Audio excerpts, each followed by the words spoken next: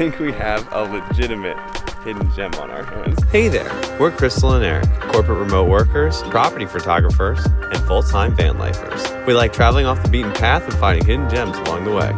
If you like that too, hit that like button and subscribe to our channel for more.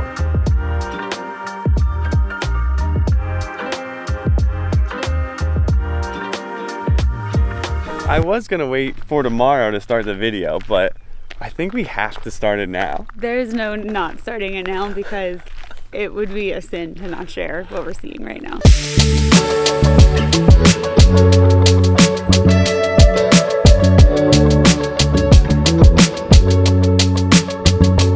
You deserve the live reactions. We are in the Toadstool Geological Park and Campground in literally the middle of nowhere, Nebraska. Like, the road out here was insane, and I'm speechless. Absolutely speechless. We have the entire campground to ourselves, which this would be amazing even if everyone was here, but to have it totally to yourself, it feels royal. I can't explain it. Like, this feels religious right now. It is so quiet. It is so out there. We'll probably get amazing dark sky tonight. It is the best way to kick off our Western Nebraska potentially hidden gem road trip. Oh my God, Nebraska, what are you gonna do to us?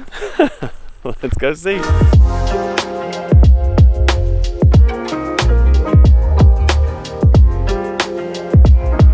All right, so to catch you guys up, we are here in Western Nebraska. We have made it to the Great American West in our van, and now we are headed south. So you can go back and watch the videos of us getting out here. They're up now, and we got a lot more cool van life stuff coming. But for right now, we're just checking out this amazing landscape here in Western Nebraska. We're in the Toadstool Geological Park, and we were the only people here when we arrived at camp last night. Someone did come in a little bit later, but it was still super serene, and we had it all to ourselves, which was just incredible. It's like mini Badlands out here. So of course, now that we have a nice day with the sun rising, we are hitting the trails, and we are going to see some of these toadstools, which we literally just found out what they are. I thought it was a nickname. It is a rock formation as it stands, and like it does look like a toadstool, I guess, when you think about it. All right, so let's go check out this trail. If you saw our previous video of the Badlands, you know that we are not hikers. We are not nature people. We're like, what are we gonna do in the van? It's gonna get so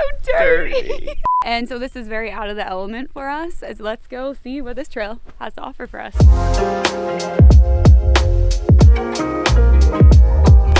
So I was trying to show you a toadstool over here.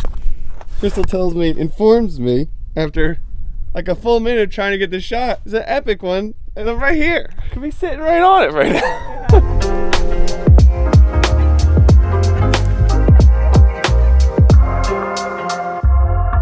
Wow, I did not expect this from Western Nebraska.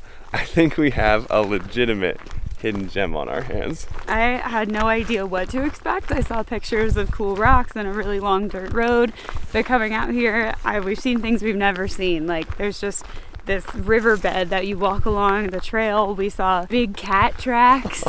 We saw wild bunnies, and just this like complete riverbed of fossilized crystals and like unpolished crystal rocks. Like, so cool. Like, you buy those in stores. Like, they don't seem like you could find them in the wild back where we're from. So to see them in their natural habitat, or to just imagine that all this used to be deeply underwater and is eroded away, it's a really powerful experience. It is. The trail itself is super cool. It's not crazy accessible, I would say. They have these little markers like every couple 100 yards maybe to show you like where the trail is, but it's more of a suggested trail than anything. You're definitely going to be like scrambling in points and walking up and down steep areas, and you're going to face some cliffs. If you're up to the task, it is definitely worth it. I would say wear layers. It was really cold, but the temperature changes very quickly. We have not gotten used to that out here in the West. Maybe that's a Great Plains thing. Yeah. We'll see as we head into the mountains, but man, it starts off freezing, and then I'm sweating like a dog right now. I feel like I'm getting sunburned. It's crazy. For the wary drivers out there like myself, this is a bit of a task to get to. It is remote. We took a 13-mile dirt road to a 1.5-mile gravel road to get to our campsite. So if, back roads aren't your thing, this place is going to be a little difficult for you to get to for sure. But take it from somebody who had a legitimate panic attack before taking that drive. It's worth it. This is, if you can make it, it's great. Yeah, I would say don't try and do it after a rain. There's actually signs once you get into the park that say don't drive on the roads if they're wet. I don't know if that's more safety or like environmental protection, but the roads were pretty rough already. So after a rain, I'm just not sure how great we'd feel doing it. Okay, so time to traverse those gravel roads again. Might be getting through a couple small towns, but we are on to our next official stop in Nebraska. And I'd say it's pretty unique. I forget what it is. It's Oh, yeah, that's gonna be so weird.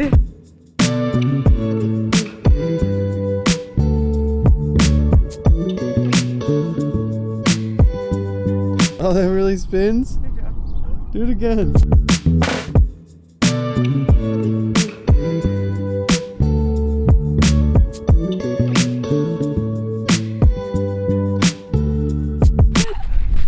Is that cool? I'm dizzy.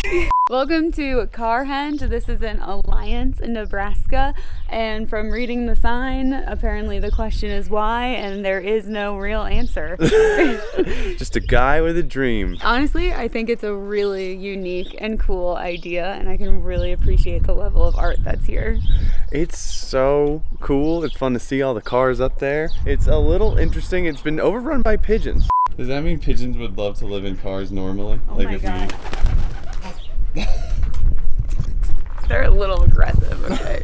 Watch out, you'll be ducking a lot from birds, but it is completely free. So the only price that you pay is, again, jumping away from the birds and the monotonous drive out here. It does take quite a little bit. Crystal slept through it, obviously. We're seeing a theme here. Now I'm excited to see Stonehenge one day. Yeah! And compare it and be like, you know what, this reminds me of something at home. Honestly, Carhenge is better. Yeah. That's the view. Nebraska has been the most surprising state so far, and I'm honestly just pumped that we're continuing to go south a little bit, because I don't know if the good weather is because of the direction we're heading in, but I'm just happy to be out of the Black Hills but still experiencing like coolness. I don't know, I thought Nebraska was all just gonna be like flat and kind of boring, and it's been nothing like that at all. And a note on the Black Hills, yes, I keep having PTSD where I expect the weather to change in 30 minutes, and I cannot believe that it's just been it's sunny just all day. nice today. We're like, but surely it's gonna rain. No, it's just nice. It's just a nice day. All right, we're gonna have lunch and we'll see you at the next stop. All right.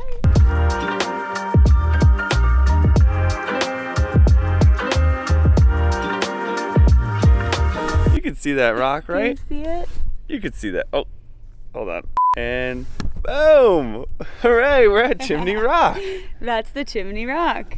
It sure is. Looks just like a chimney to me.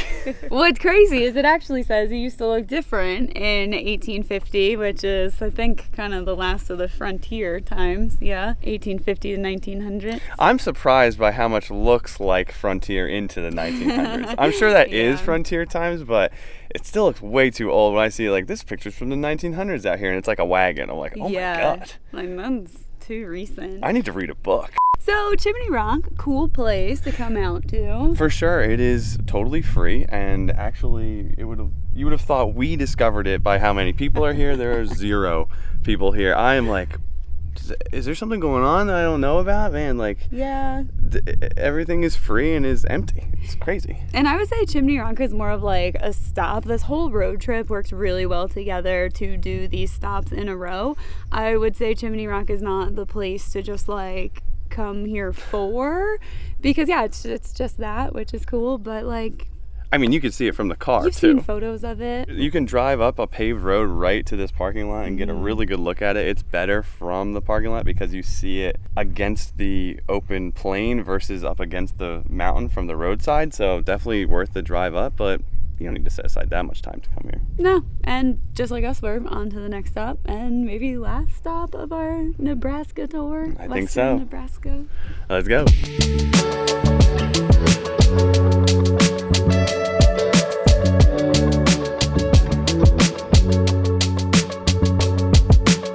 like we're properly sunburned a little bit. I told you I was getting sunburned. Mm-hmm. That's crazy. I feel I'm even like dehydrated a little bit. We're gonna have to chug some water. Mm-hmm. We are here at our final stop on our western Nebraska little route that we have here, and it is Scotts Bluff National Monument. We are properly sleepy after all of the walks and exploring that we've already done, so we decided not to do a trail here.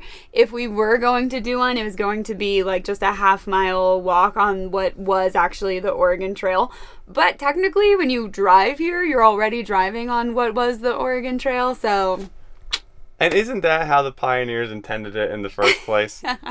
Wagon in tow, you know? Right. Like, this is how it goes. So we checked that box for sure. Yeah, we're good. There's also a marathon going on today, but if it wasn't for that, like, at the National Monument, I think there's also a road and things that you can do up there. We didn't look into it too much, but maybe look into that if that interests you. Yep. We found all the people. They're all here. Yeah. This parking lot was full, so they're not at Chimney Rock today. They were at Scotts Bluff. Maybe they'll be more evenly distributed when you guys come here. Yeah. It's definitely a cool thing to see. I'm not still entirely sure which bluff is Scott's. Yeah, whose bluff is this? Whose is it? They think it's just like this big kind of cliff area, and they each have different names. I don't know. I was really trying to figure it out from the museum, but I didn't really get it. So if you know which bluff is Scott's, drop a comment down below.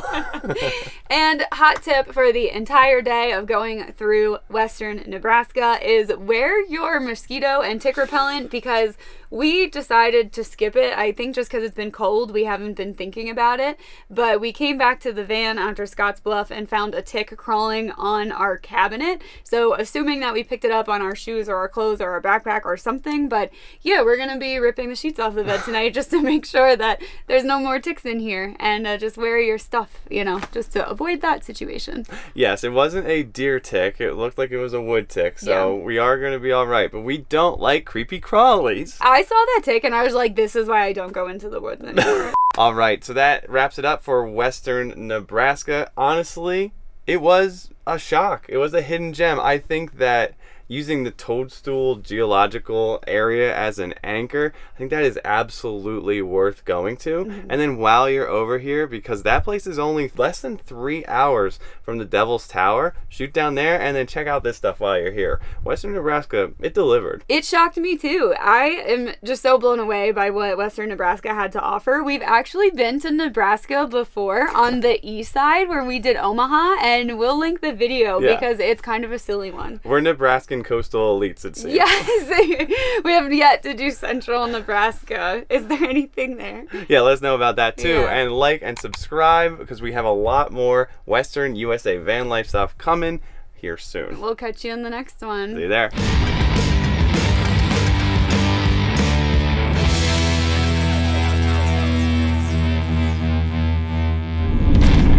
Oh, and that's the end of the show. Thanks for coming out.